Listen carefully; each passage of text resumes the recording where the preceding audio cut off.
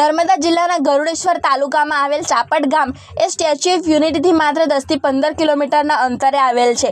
તેમ છતાં આ ગામની પરિસ્થિતિ જોઈને એવું લાગે છે કે આ વિસ્તાર આજે પણ 50 વર્ષ પાછળ છે, કારણ કે આ ગામમાં લોકો પ્રાથમિક સુવિધાથી વંચિત જોવા મળી રહ્યા છે। ગરુડેશ્વર તાલુકાનું ચાપડ ગામ વિકાસના દાવાઓના તથ્ય હકીકતથી ઘણું દૂર છે।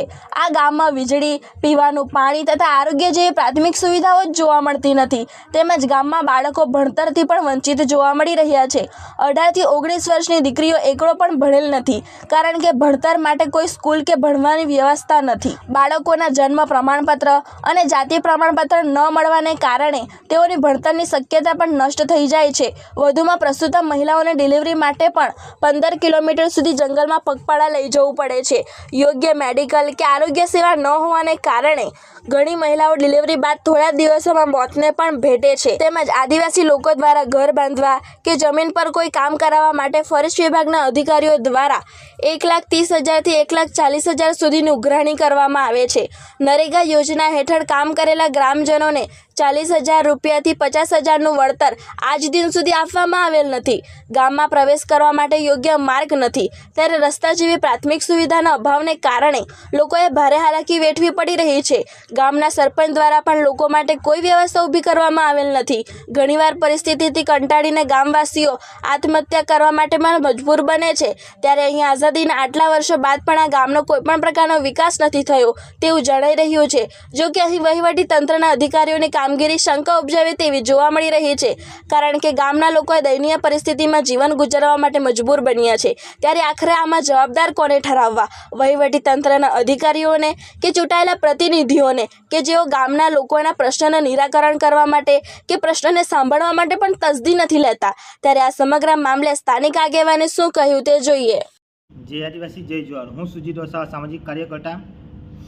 થોડા સમય પહેલાં સોશિયલ મીડિયામાં એક વિડીયો વાયરલ થયો હતો ગુરુડેશ્વર તાલુકા ચાપડ ગામનું, જ્યાં એક મહિલા પ્રેગ્નેન્ટ હતી અને ડિલિવરી માટે જંગલમાં રહીને રસ્તાના અભાવે જોડીમાં ઉચકીને લઈ જવામાં આવતા હતા અને રસ્તા વચ્ચે ડિલિવરી થઈ ગઈ હતી।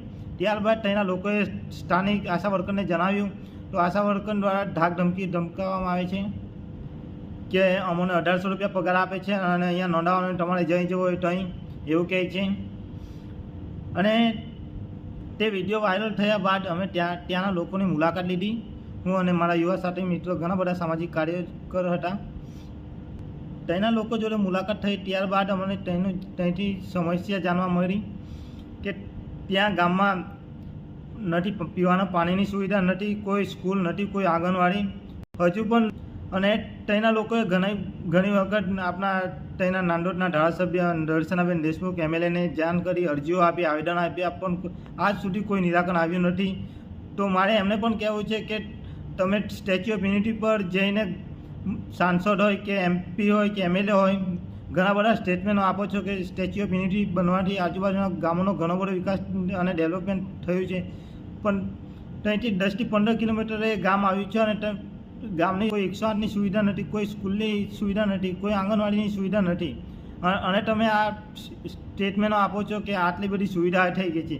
આ તમારી રાજનીતિ કરવાના પ્લેટફોર્મ બંધ કરી દો અને તેના ગામોની મુલાકાત લો અને લોકોની સમસ્યા વિશે જાણો કે તેના લોકોની શું સમસ્યા છે। તેના સ્થાનિક લોકો જો એક કાચું ઘર બનાવે તો કાચું ઘર બનાવતી વખતે તેના જંગલ ખાતા દ્વારા હેરાન કરવામાં આવે છે અને પૈસા માંગે છે, અને પૈસા માંગે અને ત્યારબાદ પૈસાની કોઈ રસીદ નથી આપતા।